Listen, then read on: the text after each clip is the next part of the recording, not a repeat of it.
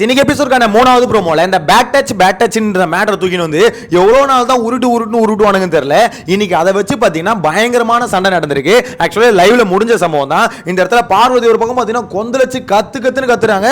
ஒரு எக்ஸ்ட்ரீமுக்கு போய் ஆள ஆரம்பிச்சிட்டாங்க. இன்னொரு சைடுல கமருதீன் மைக்கெல்லாம் தூக்கி அடிச்சுட்டு ஒரு மாதிரி அவனும் ஒரு பக்கம் பீக்குக்கு போயிட்டான். அவன் என்ன சொல்றான், என்ன இன்னும் அசிங்கப்படுத்துறா அப்படின்ற மாதிரி பார்த்தீங்கன்னா கமருதீன் குற்றச்சாட்டு வைக்கிறான். பார்வதி என்ன சொல்றாங்க, இவன் இதை வச்சே கேம் ஆடுறான் அப்படின்னு சொல்லிட்டு அவங்க ஒரு குற்றச்சாட்டு வைக்கிறாங்க. நான் பேட் டச் பண்ணேன்னு ஒன்னும் சொல்லல, ஆனா எனக்கு அப்படி தோணுச்சுன்னு தான் நான் சொன்னேன் அப்படின்ற மாதிரி சொல்றாங்க. இதை பார்க்கும்போது உங்களுக்கு கன்ஃபியூஸ் ஆகும், என்ன ப்ரோ பேட் டச் பண்ணல அப்படின்ற மாதிரி அவங்க சொல்லன்னு அதை பண்ணேன்னு நான் சொல்லன்னு சொல்றாங்க. ஆனா தோணுச்சுன்னா ரெண்டுத்துக்கும் ஒரே மீனிங் தானே ப்ரோ அப்படின்ற மாதிரி கேட்டீங்கன்னா இல்ல, அதுல ஒரு சின்னதா ஒரு டிஃபரன்ஸ் இருக்கு.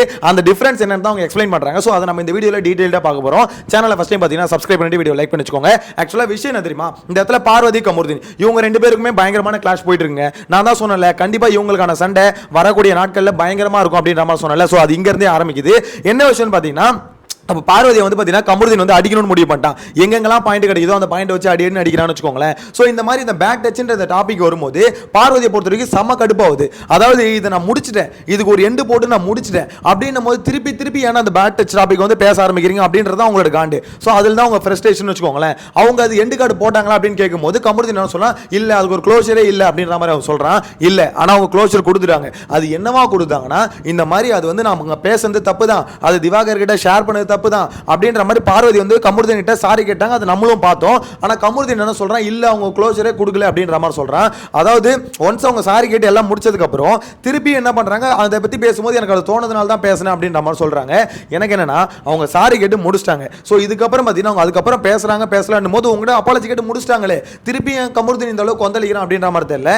அவனை பொறுத்த வரைக்கும் என்ன எப்படி சொல்லுவேன், நான் உன்னை தொட்டனா தொடாத என்ன எப்படி தொட்ட பேட் டச் பண்ணேன்னு சொல்லிட்டு எப்படி நீ சொல்லுவேன், உனக்கு தோணுச்சுன்னா நீ சொல்லுவியா அப்படின்றது அவங்களோட இது. அப்போ உனக்கு தோணுது சொன்னா அதான் அங்க பண்ணவே இல்லையே, என் மேல இது குற்றச்சாட்டு வைக்கிறேன்றாங்க. இந்த இடத்துக்கு பார்வதி சாரி கேட்டாங்கன்னு கேட்டீங்கன்னா, போன வாரம் திங்கக்கிழமை சாரி கேட்டாங்க. கமருதீன் சேரை எட்டி உதச்சிட்டு அது சண்டை பெருசாச்சுல. அதுக்கப்புறம் உட்காந்து ஒரு வாரமா உட்காந்து இந்த மாதிரி கமருதீன் நான் பண்ணது தப்பு தான், அது என் மேல தான் முழு தப்பு, முழு ரெஸ்பான்சிபிலிட்டி நானே எடுத்துக்கிறேன். அந்த இடத்துல அந்த சமயத்துல எனக்கு அப்படி தோணிடுச்சு, அந்த இடத்துல ஒரு கோவத்துல வந்து ஃப்ரஸ்ட்ரேஷன்ல நான் சொல்லிட்டேன். அதை சொன்ன ஆளும் பார்த்தீங்கன்னா திவாகர் மாதிரி ஒரு தப்பான ஆள்கிட்ட சொல்லிட்டேன். திவாகர் அதை வச்சு பார்த்தீங்கன்னா உன்னை வந்து அடிக்கிறேன்னு நினைச்சு அந்த பாயிண்ட் எடுத்து வச்சுட்டாரு. ஸோ அது பெரிய தப்பு தான், அக்செப்ட் பண்ணிக்கிறேன், அது என் மேலே தான் தப்பு, என்னை மன்னிச்சிரு அப்படின்ற மாதிரி மன்னிப்பு கேட்டு முடிச்சிட்டாங்க. நான் கூட நினச்சேன் இந்த பேட் டச் அதோட முடிஞ்சிருமோ அப்படின்ற மாதிரி நினச்சேன். ஆனால் முடிக்க மாட்டானுங்க போல இருக்கு. திருப்பி இந்த பேட் டச்னு வருது. ஆக்சுவலாக பார்வதி அங்கே பேட் டச்னே சொல்லலை தெரியுமா, அதுதான் அங்கே பெரிய கூத்து. அன்வான்டாக டச் பண்ணுற மாதிரி ஃபீல் ஆகுது அப்படின்ற மாதிரி தான் அவங்க சொன்னாங்களே தவிர பேட் டச் அப்படின்ற ஒரு விஷயத்தை சொல்லலை. எனிவேஸ் வார்த்தை தான் வேற, பட் மீனிங் ஒன்று தான் வச்சுக்கோங்களேன். ஆனால் அந்த இடத்துல பார்வதிக்கு எதனால் அந்த வார்த்தையை சொன்னாங்க அப்படின்ற மாதிரி பார்த்தீங்கன்னா, ஜெயிலுக்குள்ளே இருக்கும்போது சரி அதுக்கப்புறமும் சரி இவங்க ரெண்டு பேரும் பார்த்தீங்கன்னா அங்கங்கே எப்படி சொல்லுது, ஒரு மாதிரி கட்டி பிடிச்சி டான்ஸ் ஆடிக்கிறது இதெல்லாம் பண்ணாங்க, எல்லாமே பண்ணிக்கிட்டு தான் இருந்தாங்க. ஆனால் ஒன்ஸ் ஜெயிலை விட்டு வெளியே வந்ததுக்கப்புறம் கமருதீன் பார்வதி ரெண்டு பேருக்குள்ள ஒரு சண்டை வந்துருச்சு. சண்டை வந்ததுக்கப்புறம் திவாகர்கிட்ட உட்காந்து பேசும்போது அப்போ தான் உங்களுக்கு வந்து ஃபீல் ஆகுது, ஓகே இவன் அப்படி இந்த மாதிரி தொடர மாதிரி எனக்கு என்னமோ ஃபீல் ஆகுது அப்படின்ற மாதிரி பார்த்தீங்கன்னா திவாகர்கிட்ட உட்காந்து பேசுகிறாங்க. ஸோ அது எதனால் பார்வதி சொன்னாங்க, அது ஒரு கேவலமான மைண்ட் செட்டு, அவன் நம்மளை எதிர்த்துட்டான், ஸோ அவனை அடிக்கணும், அவன் வந்து தப்பானவன் அப்படின்ற மாதிரி ப்ரொஜெக்ட் பண்ணணும்னு ஒரு விஷயத்தை வந்து பார்த்தீங்கன்னா சொல்லிட்டாங்க.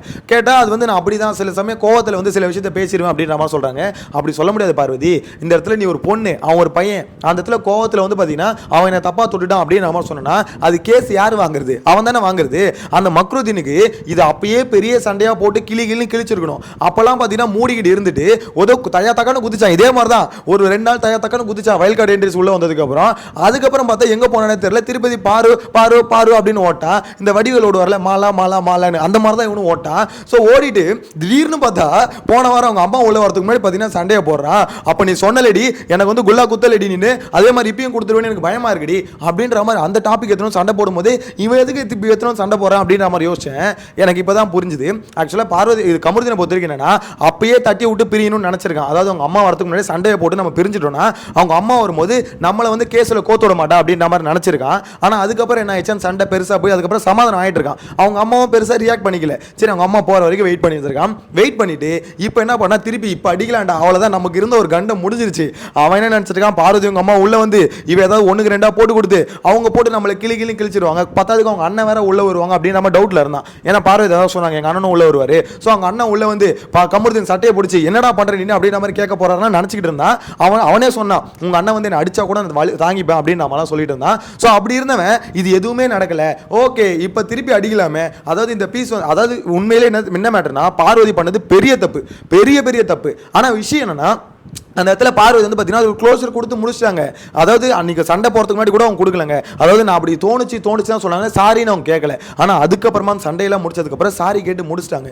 சாரின்னு ஒரு விஷயத்தை முடிச்சதுக்கப்புறம் அதை வந்து ஒரு கான்வர்சேஷனாக வீட்டுக்குள்ளே மாறிக்கிட்டே இருக்குது இந்த பேட் டச்ன்ற ஒரு விஷயம். ஏன்னா அரோராக்கு அந்த மேட்டர் தெரியாது, அரோரா அந்த பாயிண்டை கொண்டு வராங்க. ஸோ அரோராக்கு இந்த மேட்டர் தெரியாது. அதாவது பார்வதி வந்து க்ளோஸர் கொடுத்து அரோராக்கு தெரியாது, சாரி கேட்டது தெரியாது. அதனால அரோரா அந்த பாயிண்ட் எடுத்துட்டு வந்துட்டாங்க. இதனால பார்வதி கொந்தளிச்சாங்க. நான் அது வந்து முடிச்சாச்சு, திருப்பி அது எதுக்கிட்ட பேசுறீங்க, நானே ஒரு தடவை சொன்னேன் நீங்க ஒரு 100 தடவை சொல்லி முடிச்சிட்டீங்கடா அப்படின்ற மாதிரி சொல்றாங்க. அரோராக்கு இந்த மேட்டர் தெரியாதனால தான் அவங்க அந்த பாயிண்ட் எடுத்துட்டு வராங்க. விஷயம் என்னன்னா அதாவது கமருதீன் அப்போ வந்து பார்த்தீங்கன்னா அப்பயும் அக்செப்ட் பண்ண மாட்டான், அவங்க க்ளோஸரே கொடுக்கலன்றான்.